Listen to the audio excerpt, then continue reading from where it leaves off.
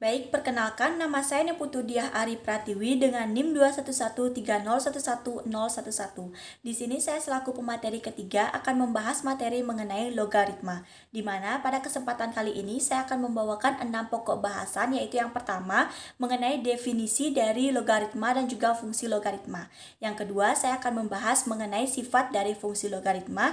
Yang ketiga, saya akan membahas mengenai domain dan juga range dari fungsi logaritma. Selanjutnya yang keempat, saya akan membahas mengenai asimptot dari fungsi logaritma, dan yang kelima saya akan membahas mengenai grafik fungsi logaritma, dan yang terakhir saya akan menyinggung sedikit mengenai logaritma natural atau yang sering kita sebut dengan ln. Baik, di sini yang pertama saya akan membahas mengenai definisi dari logaritma dan juga fungsi logaritma, di mana logaritma itu sendiri merupakan suatu operasi inverse atau kebalikan dari eksponen atau perpangkatan. Nah, sedangkan fungsi dari logaritma itu memiliki arti fungsi yang memuat variabel x pada numerusnya. Nah, fungsi logaritma ini juga merupakan fungsi kebalikan dari fungsi eksponen. Nah, apa gunanya kita mempelajari logaritma? Kenapa ada logaritma? Nah, misalnya kita disuguhkan dengan 3 buah bilangan, yaitu 2, 4, dan juga 16. Nah, bagaimana kita menyatakan 2 dalam 16 dan juga 4? Kita bisa menyatakan 2 dengan 16 akar pangkat 4. Sedangkan kita bisa menyatakan 16 dalam 2 dan juga 4, yaitu 16 sama dengan 2 pangkat 4. Lalu pertanyaan yang terakhir, bagaimana cara kita menyatakan 4 dalam 16 dan juga 2? Nah, untuk itulah kita memerlukan logaritma. Logaritma muncul agar kita bisa menuliskan secara matematis bentuk dari perpangkatan tersebut. Sehingga kita bisa menulis 4 itu sama dengan 2 log 16.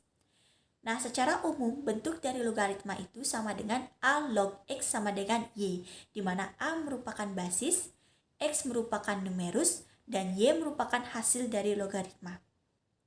Nah, tidak hanya itu, untuk basisnya sendiri kadang-kadang bisa ditaruh di pojok kiri atas dari tulisan log tersebut, atau bisa juga ditulis di pojok kanan bawah dari log. Dapat dilihat pada layar.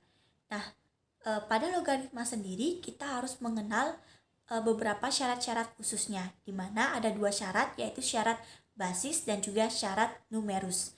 Di mana syarat basisnya yaitu basisnya harus lebih besar daripada 0, dan juga basisnya tidak boleh sama dengan 1. Nah, untuk syarat numerusnya hanya ada 1, yaitu harus lebih besar daripada 0. Baik, yang kedua saya akan membahas mengenai sifat-sifat logaritma, di mana di sini saya sudah mensuguhkan 10 buah sifat-sifat logaritma beserta dengan contoh soalnya. Nah, untuk yang pertama yaitu mengenai sifat basis A log A itu sama dengan 1. Di mana maksudnya di sini yaitu ketika basis dan numerusnya sama, maka hasilnya yaitu sama dengan 1. Nah, contoh soalnya seperti basis akar 2019 log akar 2019 sama dengan 1. Untuk sifat yang kedua yaitu basis A log 1 sama dengan 0. Nah, ketika basisnya ini lebih dari sama dengan 0 dan basisnya tidak sama dengan 1, maka ketika numerusnya sama dengan 1, maka hasilnya akan pasti 0. Nah, contohnya itu seperti basis akar 2019 log 1 sama dengan 0. Nah, untuk sifat yang ketiga yaitu basis A log B dikali C sama dengan basis A log B ditambah dengan basis A log C. Nah, contoh soalnya yaitu basis 2 log 32 itu kita bisa pecah menjadi basis 2 log 8 dikali dengan 4. Selanjutnya, dengan menggunakan sifat yang ketiga, kita bisa ganti perkalian tersebut menjadi penjumlahan, di mana kita bisa membuatnya menjadi basis 2 log 8 ditambah dengan basis 2 log 4. Selanjutnya, basis 2 log 8 itu hasilnya sama dengan 3, ditambah dengan basis 2 log 4 itu hasilnya sama dengan 2, sehingga 3 tambah 2 yaitu sama dengan 5. Selanjutnya mengenai sifat yang keempat. Sifat yang keempat menyatakan bahwa basis A log B per C itu sama dengan basis A log B dikurangi dengan basis A log C. Dimana contohnya seperti basis 3 log 18 dikurangi dengan basis 3 log 2. Nah, dengan menggunakan sifat dari nomor 4, maka kita bisa menulisnya basis 3 log 18 per 2. Sehingga kita bisa mendapatkan basis 3 log 9. Nah, basis 3 log 9 ini hasilnya yaitu sama dengan 2. Nah, selanjutnya yaitu sifat yang kelima, di mana basis A log B pangkat N itu bisa kita tulis dengan N basis A log B. Nah, contoh soalnya yaitu basis 2 log 32, kita bisa menulisnya menjadi basis 2 log 2 pangkat 5. Pangkat 5 di belakang kita bisa bawa ke depan menjadi 5 dikali dengan basis 2 log 2. Nah, berdasarkan sifat yang pertama, ketika basis dan juga numerusnya sama, maka hasilnya sama dengan 1. Sehingga kita bisa menulisnya 5 dikali 1, hasilnya yaitu sama dengan 5. Nah, yang selanjutnya yaitu sifat yang keenam, di mana dinyatakan bahwa basis A pangkat M log B pangkat N sama dengan N per M basis A log B.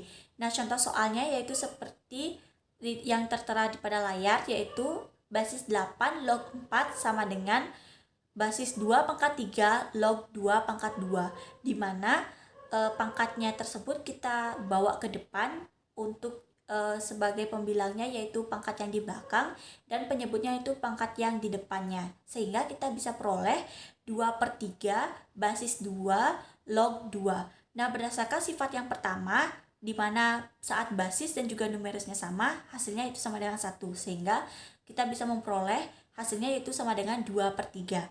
Dan selanjutnya kita lanjut ke sifat yang ketujuh, di mana sifat yang ketujuh yaitu basis A log B itu kita bisa tulis dengan 1 per basis B log A. Nah, contohnya itu seperti basis 8 log 2 itu kita bisa tulis menjadi 1 per basis 2 log 8, atau jika kita sederhanakan menjadi 1 per 3.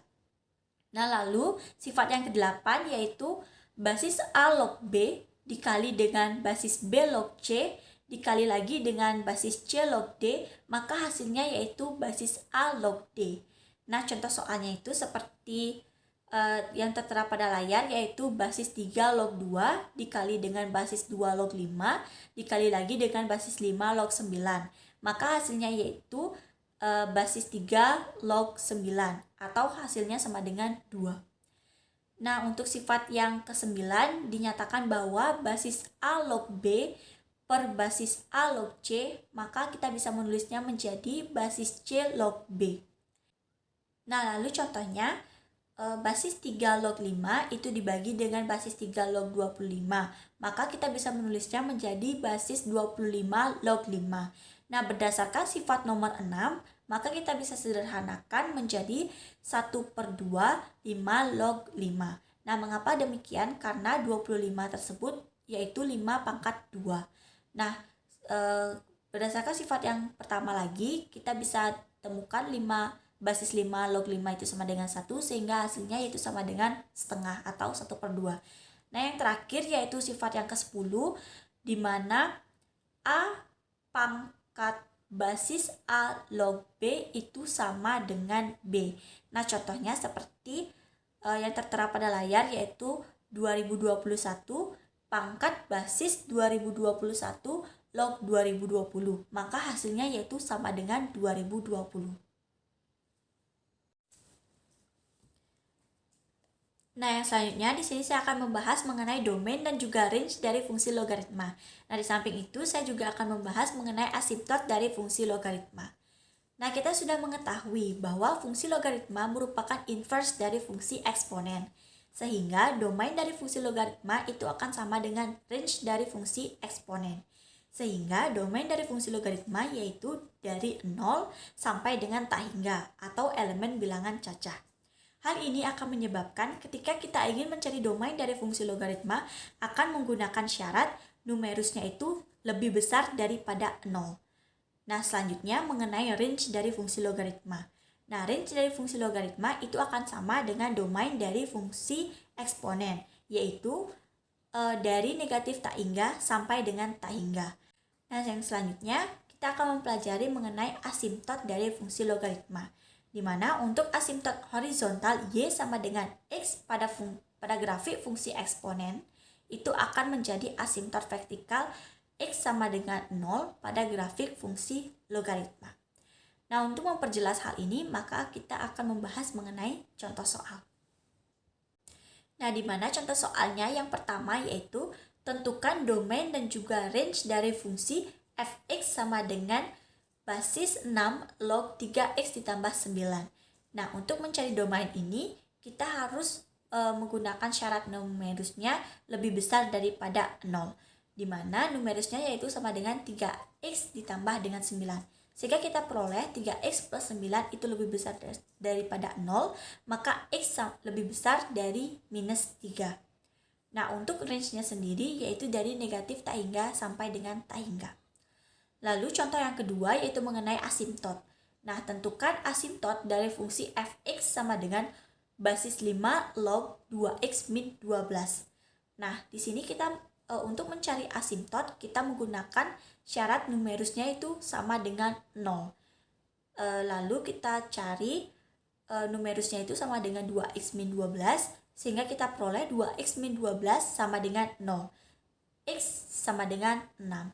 Jadi asimtot fungsi basis 5 log 2x min 12 itu adalah x sama dengan 6. Yang selanjutnya di sini saya akan membahas mengenai grafik fungsi logaritma, di mana grafik fungsi logaritma ini merupakan hasil dari pencerminan grafik fungsi eksponen ketika AX itu A-nya lebih besar daripada 1. Nah, pencerminan ini dilakukan terhadap garis Y sama dengan X. Hal tersebut dapat kalian amati pada layar.